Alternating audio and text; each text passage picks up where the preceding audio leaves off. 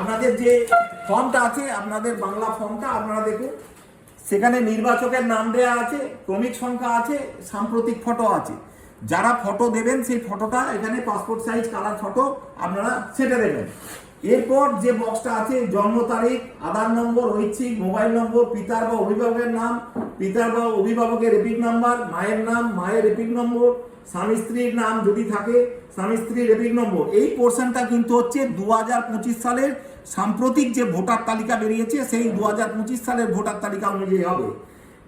তাহলে আপনার এখানে আশা করি অসুবিধা হওয়ার কথা নয়। এবার বিবাহিত মহিলাদের ক্ষেত্রে আপনারা কিন্তু তার বিবাহিত মহিলার শ্বশুর শাশুড়ির নাম খবরদার লিখবেন না। বিবাহিত মহিলাদের 2025 সালের বাবা বা মা যা আছে তার নামটাই লিখবেন বিবাহিত মহিলাদের ক্ষেত্রে।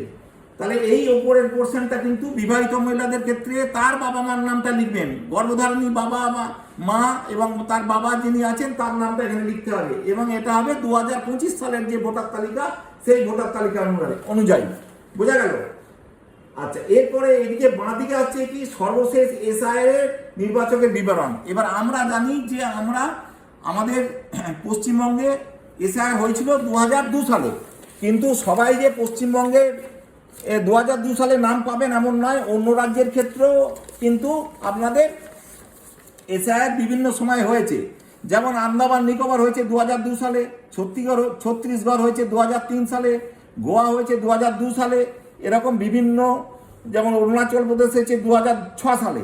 তাহলে এখানে সর্বশেষ এসআইআর নামটা 2002 দেয়া নেই কেন না? পশ্চিমবঙ্গের ক্ষেত্রে এটা 2002 সাল, কিন্তু অন্য স্টেটের ক্ষেত্রে বিভিন্ন সময় আছে। ফলে আপনাদের এইগুলো একটু দেখে নিতে হবে যে অন্য রাজ্যের ক্ষেত্রে, পশ্চিমবঙ্গ বাদ দিয়ে অন্য রাজ্যের ক্ষেত্রে এলো সেই ভোটার তালিকা থেকে তার যদি নিজের নামটা থাকে তাহলে ওই ভোটার তালিকায় 2002 সালের ভোটার তালিকায় যেমন নাম আছে ঠিক তেমনই নাম লিখতে হবে। বোঝা গেল এখানে? এবং সম্পর্ক বাবা মা যা আছে সেটা দিতে হবে। আত্মীয়ের নাম হচ্ছে বাবা এবং মা, গর্ভধারিণী মা এবং নিজের বাবার নাম দিতে হবে। যদি সেলফ হয়, অর্থাৎ আমার নিজের নাম যদি 2002 এর ভোটার তালিকায় থাকে তাহলে আমরা এই বাঁ দিকের কলমটা লিখবো, যেটা আপনাদের ট্রেনিংয়ে বলে দিয়েছিল, এবং তার পার্ট নম্বর, সিরিয়াল নম্বর, এগুলো বিধানসভা ক্ষেত্র 2002 এর ভোটার তালিকায় যেমন ছিল ঠিক তেমনভাবে লিখবো। তাহলে যাদের নাম 2002 এর তালিকায় আছে পশ্চিমবঙ্গের ক্ষেত্রে, সেক্ষেত্রে আমরা ওই ভোটার তালিকায় যেমনভাবে লেখা আছে তেমনভাবে আমরা লিখব।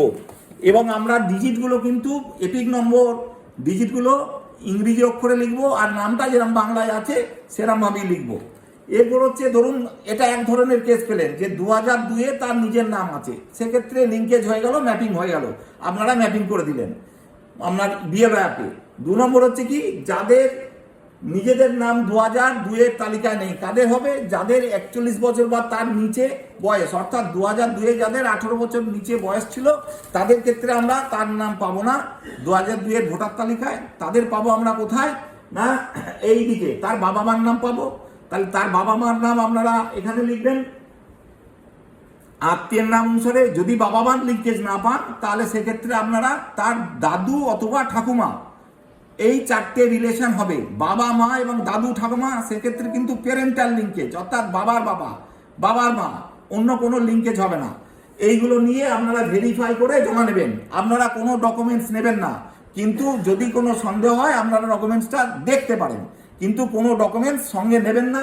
বলাই আছে যে ইনোভেশনের সময় কোনো ফর্ম ডকুমেন্টস নেওয়া যাবে না। আর একটা থাকতে পারে কি, যাদের কোনো 2002 এর তালিকাতেও নাম নেই, যাদের 2002 এর তালিকায় তাদের বাবা মারও নাম নেই, দাদু ঠাকুমারও নাম নেই, তারা শুধু ফর্মটা ফিল আপ করে আপনাদের জমা দেবে। এই তাদের ক্ষেত্রে আমাদের ড্রাফট রোলে নাম আসবে। তাহলে ড্রাফট রোলের নাম যারা আপনাকে সমস্ত ফর্ম জমা দেবে, অর্থাৎ মৃত, শিফটেড বা অ্যাবসেন্টি বা আপনার আনট্রেসেবল, যাদের খুঁজে পাওয়া যাচ্ছে না, যাদের আমরা ইউনিভার্সাল ফর্ম ফিল আপ করে ফেরত পাচ্ছেন না, ডিস্ট্রিবিউট করতে পারছেন না, বিএলওদের কনসেন্ট নিয়ে যাদের আমরা মৃত বা শিফটেড বা পার্মানেন্টলি এখান থেকে অ্যাবসেন্ট হয়ে গেছে বা তাদের কোনো ডুপ্লিকেট কার্ড আছে, এইগুলো যেগুলো পাচ্ছেন না, তাদের ক্ষেত্রে নামগুলো ড্রাফট রোলে থাকবে না। 9ই ডিসেম্বর যে তালিকা বেরবে সেই তালিকায় তাদের নাম থাকবে না। তাহলে এই তালিকাটা যখন নেবেন আপনাদের খুব সতর্কভাবে করতে হবে। যারা মৃত, যারা পার্মানেন্টলি শিফটেড হয়ে গেছে, সেক্ষেত্রে তাদের বাড়ি যেতে হবে, পাশের বাড়ির লোককে জিজ্ঞাসা করতে হবে, বুথ লেভেল এজেন্টকে জিজ্ঞাসা করতে হবে, একটা সামারি এনকোয়ারি করে তাদের আপনার নোটিং রাখতে হবে। হ্যাঁ, এবং যাদের কোনো লিঙ্কেজ পেলেন না, বাবা মা, দাদু ঠাকুমা বা সেলফ কোনোটাই নেই, তাদের ক্ষেত্রে আপনাদের ড্রাফট রোলে নাম থাকবে। ইয়ারও সাহেব তাদের ক্ষেত্রে প্রত্যেকটাই হিয়ারিং কল করবেন। তখন হিয়ারিংয়ের সময় এই যে ডকুমেন্টস আপনাদের নির্দেশাবলী দেওয়া হয়েছে, সেই ডকুমেন্টস নিয়ে তিনি আমাদের যেখানে উপস্থিত হতে বলবে সেখানে উপস্থিত হবেন। এবং উপস্থিত হওয়ার সময় যদি ইআরও বা এআরও সন্তুষ্ট হন যে তার ডকুমেন্টস ঠিক আছে, সেক্ষেত্রে তার নাম বিবেচনাধীন হবে কি হবে না সেটা ইআরও বা ইআরওদের ব্যাপার।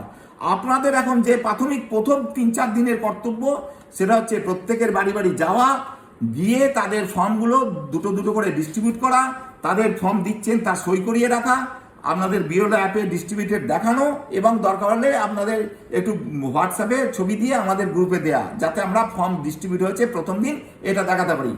প্রথম দিনে আমাদের প্রাথমিক কর্তব্য হচ্ছে প্রত্যেকটা বাড়িতে ফর্ম যাওয়া। যে বাড়িতে মৃত ভোটার আছে সে বাড়িতে আপনি ফর্ম দিতে পারবেন না, তাকে বলবেন আপনার একটা ডেথ সার্টিফিকেট দেন যে মারা গেছে, বা আপনার একটা ডাক্তারের সার্টিফিকেট দেন মারা গেছে। যারা দীর্ঘদিন ধরে ওই এলাকায় নেই, শিফটেড হয়ে গেছে বা অ্যাবসেন্ট হয়ে গেছে বা যার ডুপ্লিকেট আছে, তার কাছ থেকে লিখিয়ে নেবেন।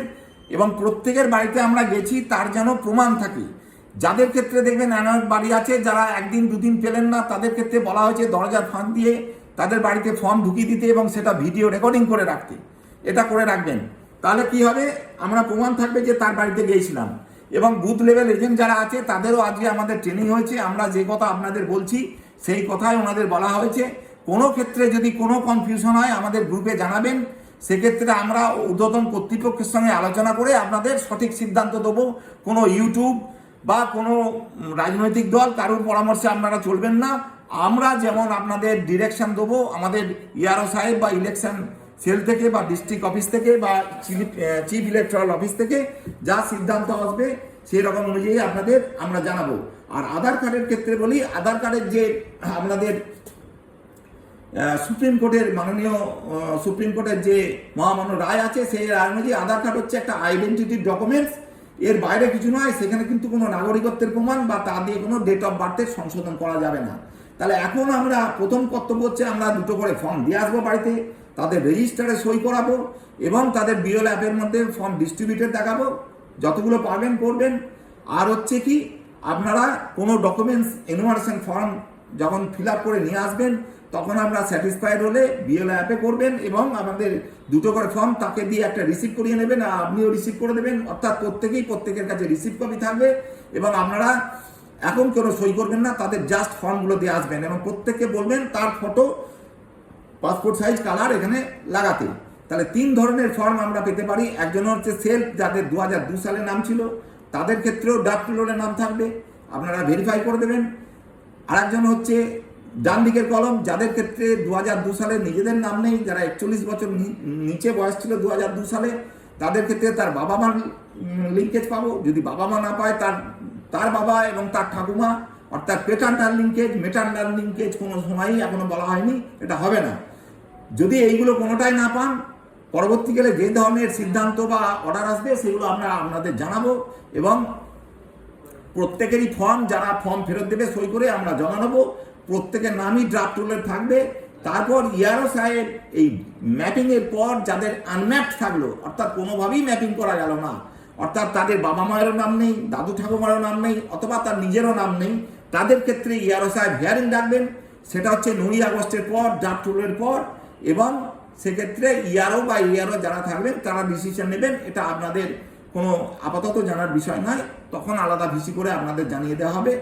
আপাতত এইটুকু আপনাদের কর্তব্য।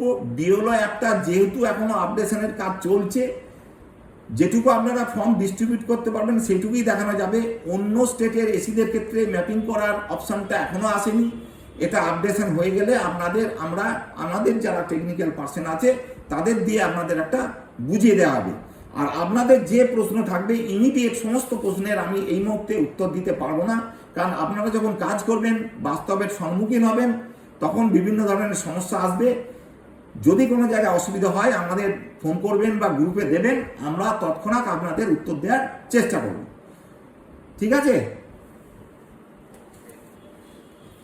আর আপনাদের এই কোন সময়ে কোন জায়গায় এসআইআর হয়েছিল, অর্থাৎ পশ্চিমবঙ্গ বাদ দিয়ে ভারতবর্ষের অন্য রাজ্য এবং কেন্দ্রশাসিত অঞ্চলে যেখানে যেখানে এসআইআর হয়েছিল তার একটা তালিকা আপনাদের গ্রুপে দিয়ে দিচ্ছি।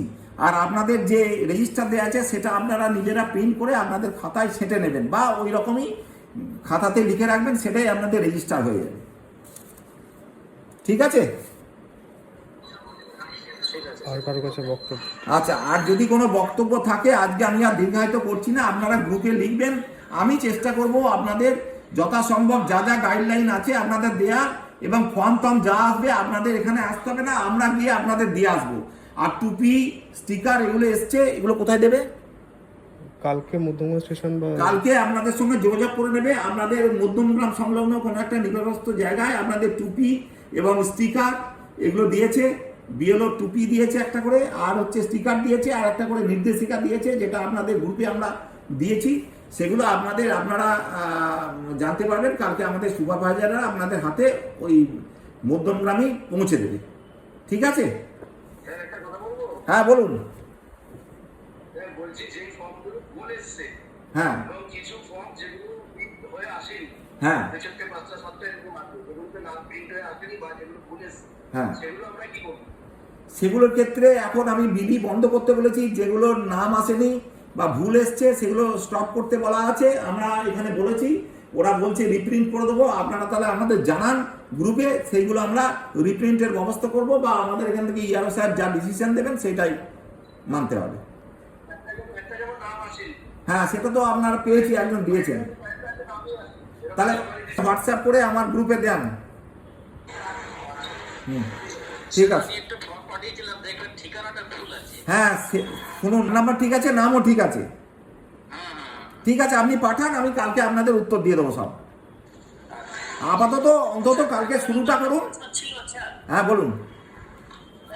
রেজিস্টার তো আমরা পাইনি। অন্য অন্য জায়গায় যেরকম রেজিস্টার খাতা পেয়েছে, আমরা তো রেজিস্টার খাতা কি ছিল খাতা, তার মধ্যে এটা করে নেবেন। দেখুন প্রত্যেককে জিজ্ঞেস করুন, বিএলও খাতা দেওয়া হয়েছিল। ওই খাতাতেই করাটা হ্যাঁ হ্যাঁ আপনাদের, সাদা খাতা ওটা। হ্যাঁ হ্যাঁ ওই সাদা খাতার মধ্যে ওটা চোখে করে নেবেন রেজিস্টার। অর্থাৎ আমি যে তাকে ফর্মটা দিয়েছি তার যেন প্রমাণ একটা থাকে। আর যদি তার বাড়িতে লোক না থাকে তাহলে তাকে ওই দরজার ফাঁক দিয়ে দ্বিতীয়বার দিয়ে দেবেন এবং ভিডিও রেকর্ডিং করে রাখবেন, আমাদের পাঠিয়ে দেবেন। আর কালকে যে বিলি করছেন তার একটা ছবি গ্রুপে দেবেন, দিয়ে দেবো। আচ্ছা স্যার, স্যার কোনো বিয়েতে তো কন্ট্যাক্ট করেনি আমার সাথে। বিএল এর আজকে মিটিং হয়েছে, আজকেই সব অ্যাপয়েন্টমেন্ট পেয়েছে, আজকে সব মিটিং হয়েছে, দেখবেন কালকে কন্ট্যাক্ট করবে। তো ছোট ছিল, সেটি বাবার ভাইয়ের সঙ্গে কি রিলেটেড করতে পারবে স্যার? আমি আপনাকে কি বললাম, এখনো পর্যন্ত ইলেকশন কমিশনের যে গাইডলাইন আছে, বাবা মা এবং তার দাদু ঠাকুমা পেটার্নাল দিক থেকে ছাড়া আর কোনো ম্যাপিং হচ্ছে না। যদি এই ধরনের কাকা ভাইপো দাদা বোন এইসব আসে আমরা পরবর্তীকালে জানিয়ে দেবো, এখনো পর্যন্ত আসেনি। বোঝান? শুনুন, যদি 2002 নেই, তারা কি করবে? আমি বললাম তো, আমাদের বলেছে 2002 এর উপর বেস করে, তাদের সময় ইয়ারও হিয়ারিং ডাকবেন, তারা যে ডকুমেন্টস যা দেখাবেন তার উপর সিদ্ধান্ত হবে।